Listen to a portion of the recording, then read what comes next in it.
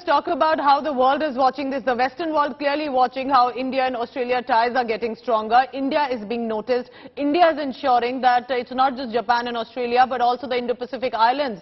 And with the visit to Papua New Guinea in this tour, it's sending out a message that it will not always be how the Western nations decide, but India will have its own independent foreign policy. Oh, you're absolutely right there, Pooja. And that is where India is sending out such a powerful message along the Indo-Pacific. And, when this pivot to the East, pivot to Asia happened when Barack Obama was the president of the United States of America, and when they started talking about that this is no longer the Asia-Pacific, it is the Indo-Pacific. So that was where the recognition was there that India is not just the fastest growing economy, fastest growing large economy. India is also one of the fastest growing maritime powers in this region. And this is a very potent combination when you're a strong military power and you're a strong economy, because the world only respects the strong. There are no two ways about it. And that is what the Indian culture also talks about. That is what we very strongly believe in. That when you're militarily strong, when you're economically strong, the world respects you. And when your culture teaches you to share. What did Papua New Guinea or the smaller island nations in the Indo-Pacific talk about? The Pacific Island countries, and 14 of them, when powerful Western countries who claimed to be their friends denied them the vaccine, the COVID vaccine, they were hoarding those vaccines.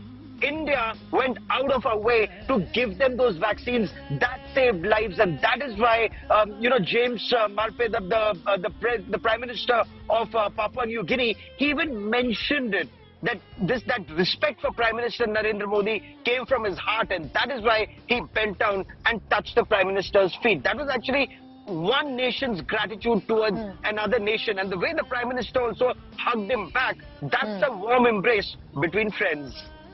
Also, you've covered enough of these visits as well of the Prime Minister to different countries, Gaurav. The Indian diaspora organizing these events is an excitement of a different level. And do tell us about the efforts that goes into it. Remember, it's not just about Sydney. There must have been other cities as well that must have got together. I'm looking at the representations and the performances, and this clearly takes weeks, if not months, to prepare to ensure that you have the biggest stadium booked. This is also Indian diaspora telling Prime Minister Modi of the grand welcome that he's receiving there in the country.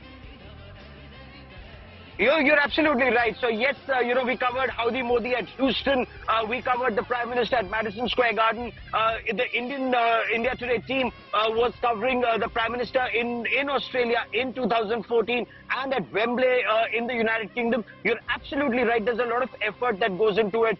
There's a lot of coordination that's required. But the Indian community, they realize that this is how their strength, their respect, and people know more about India through these events, because this then becomes very big headlines even in those countries. If I were to specifically talk about the United Kingdom, and Pooja, you and I have both very extensively reported about how there is a certain section of the society in the United Kingdom that tried to target the Hindus in Leicester, in Birmingham very recently. So they try to give that very flawed narrative about Hindus.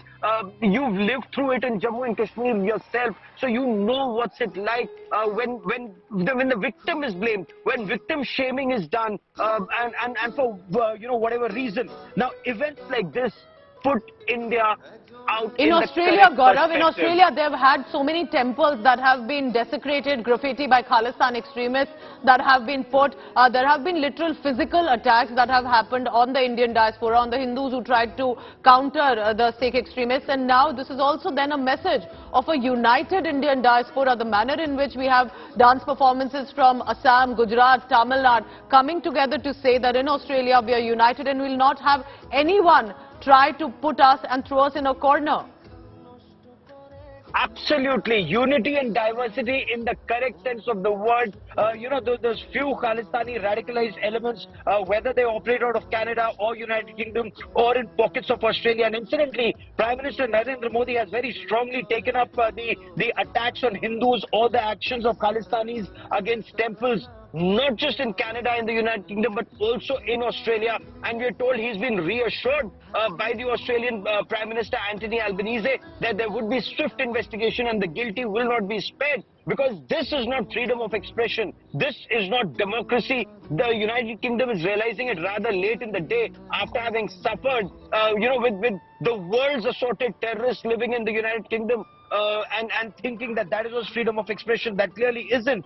Similarly, Australia shouldn't have to suffer. Canada is already suffering quite a bit. So, the world is realizing, and very emphatically and very effectively, India is also making that point across. Those Khalistani radicalized elements are not democratic form of protest. What they're doing is violence, what they're doing is arson, what they're doing is vandalism, and that's completely unacceptable. That message is being sent across by the strong Indian community and the Indian leadership back in India.